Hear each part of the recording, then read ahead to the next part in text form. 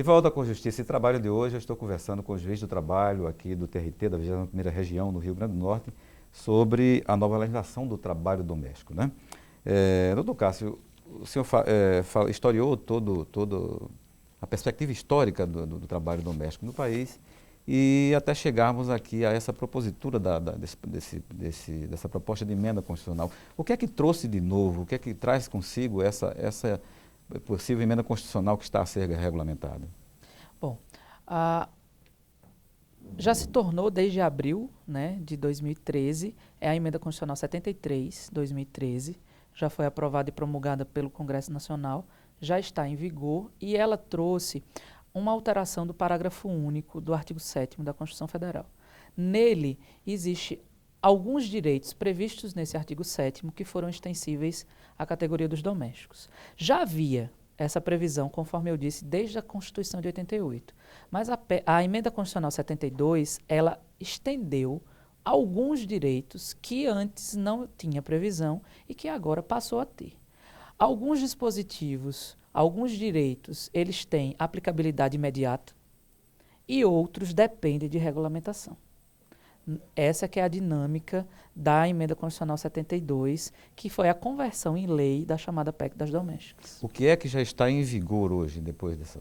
Bom, basicamente, os direitos que já estão regulamentados com a Emenda 72 diz respeito à jornada de trabalho de 8 horas. Estabelece a jornada de trabalho de 8 A horas jornada de semanais. 8 horas diárias e até 44 semanais, com o direito à percepção do adicional de hora extra, em caso de excesso de jornada. Como é calculada essa hora extra? Bom, basicamente, essa questão precisa ainda de regulamentação em relação à forma de operacionalizar o pagamento das horas extras.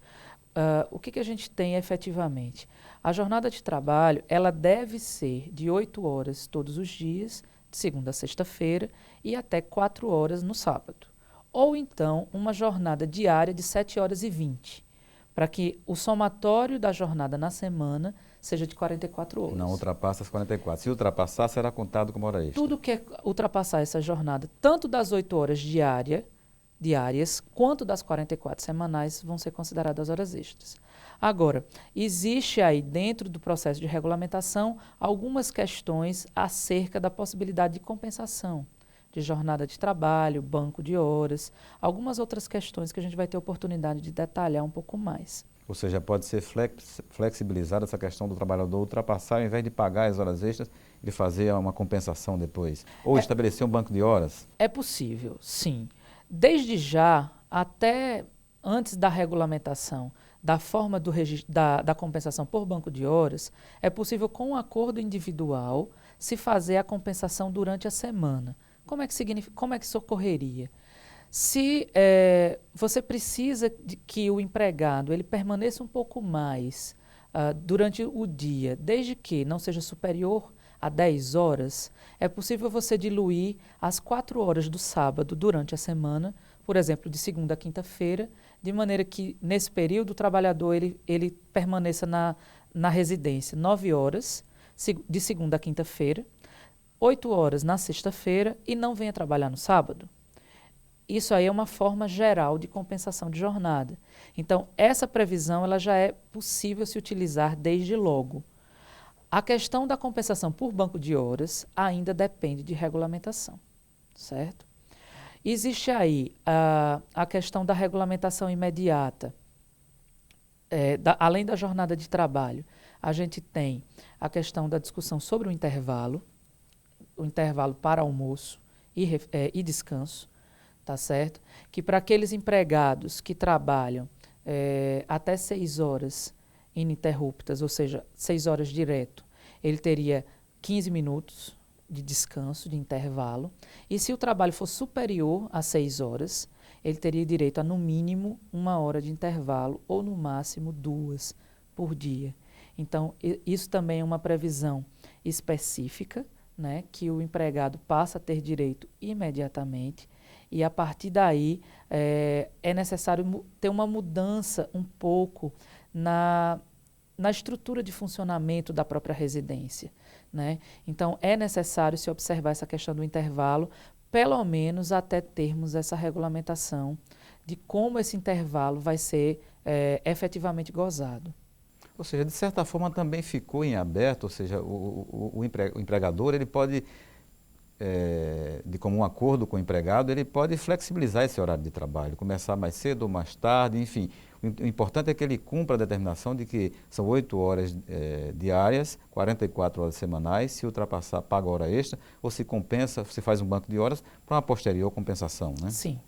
A grande preocupação e que a gente vem ouvindo aí, né, principalmente nos debates que estão sendo realizados, é essa questão de como se controlar a jornada do doméstico, considerando que na maioria das vezes as pessoas não estão em casa, né?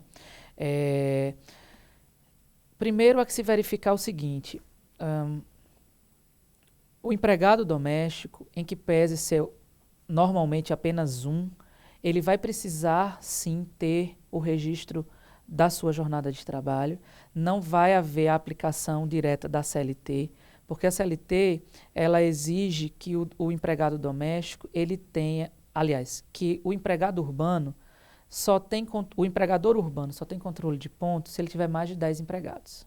Não vai ser esse o caso para o empregador doméstico. A norma que está sendo proposta no Congresso, ela prevê a obrigatoriedade da assinatura, pelo menos de uma folha de ponto, para que se registre os horários de entrada e saída, inclusive no horário de refeição.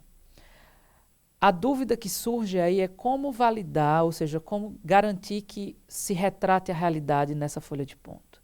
O ideal é que você tenha uma dupla assinatura, ou seja, o empregado, ele assina os horários e o empregador também assina os horários para que efetivamente aquele horário tenha sido cumprido. Em relação ao intervalo, ainda existe uma discussão a respeito dessa validade. Como é que vai ser? Efetivamente vai ser de 1 hora? O projeto de lei complementar para regulamentar isso aí está sugerindo a possibilidade de você reduzir esse tempo de intervalo para 30 minutos.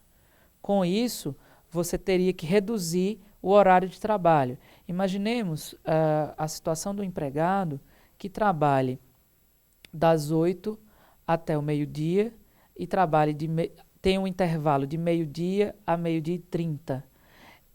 Ele começaria a trabalhar meio-dia e 30 e deveria sair às 16 horas.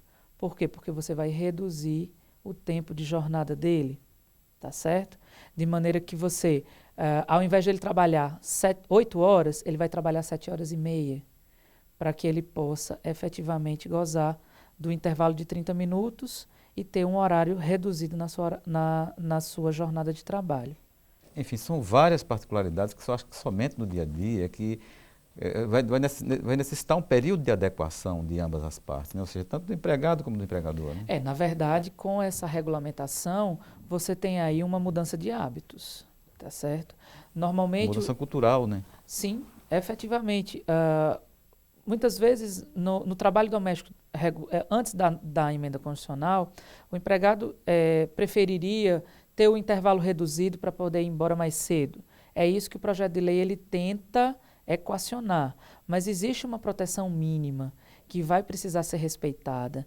E aí, na medida em que você tiver essa regulamentação, a gente vai ter a possibilidade de traçar melhor o perfil dessas relações.